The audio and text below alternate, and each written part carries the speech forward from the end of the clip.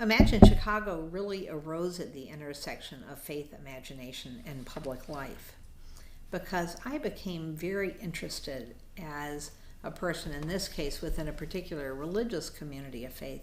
I became very interested in how what we see as possible and important and valuable and true of life impacts what we do in public.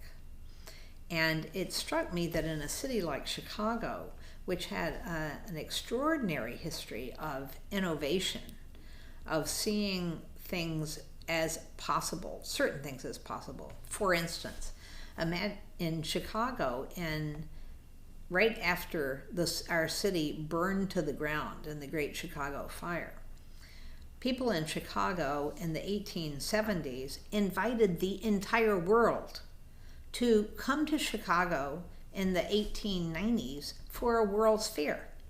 And there was just nothing in that moment, when the city lay in ruins, that would suggest that the next movement was to invite the world to a big party, to showcase what the world could do and what was becoming possible. But that's what Chicago did. And that was such a bold and almost brazen thing to do. We got our famous phrase, the Windy City, from being able to brag about things, see ourselves in such a bold way that our New York friends called us the Windy City because of the way we talked. Well, that had been true of Chicago, and yet in the 1990s, when Imagine Chicago was starting, and I would say, what would it take to move past a history of racial division?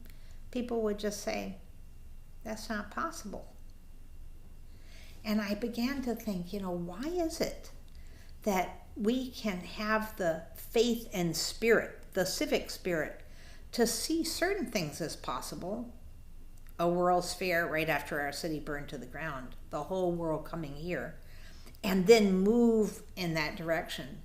And yet we can't believe and keep faith with a vision of a different racial dynamic in this city and in this country.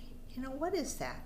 That's both a limit of imagination, and it's a limit of the authority of that imagination in the life of a community. So, how can new things, new arrangements, new possibilities gain authority in the life of a community? That's how faith moves into public life. And also, how do you negotiate the differences in existing ways of seeing and existing authorities as people come together in the city? The city is a fascinating symbol because it's a symbol of differences coming together in a way which is still productive. And yet in the modern city, the range of differences and the range of competing authorities of ways of seeing is just enormous compared to earlier times. So I became very interested in this intersection of faith, imagination, and public life, and especially in how we could raise up images with which people wanted to keep faith that were really fundamentally oriented towards having a different kind of way of being together. In this case, a city in which nothing and no one would be wasted. That would really stretch people's imagination.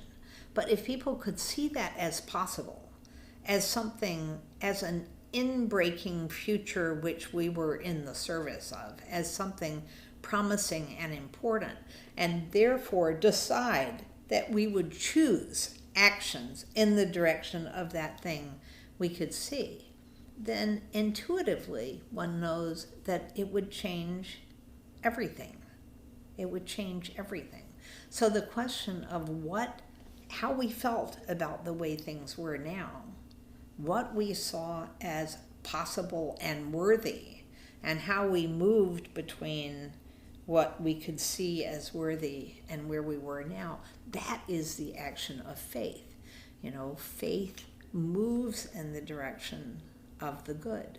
And it depends absolutely on how we name and see that good, how we move in community and reinforce the importance and priority of that good, what we worship, what power we're worshiping, and then what stories we tell to get us from here to there. And communities of faith are animated by the stories and symbols which hold the meanings that are valuable and which build the confidence of the community that it's possible to move in the direction of those meanings and purposes. So that's what we were hoping to do.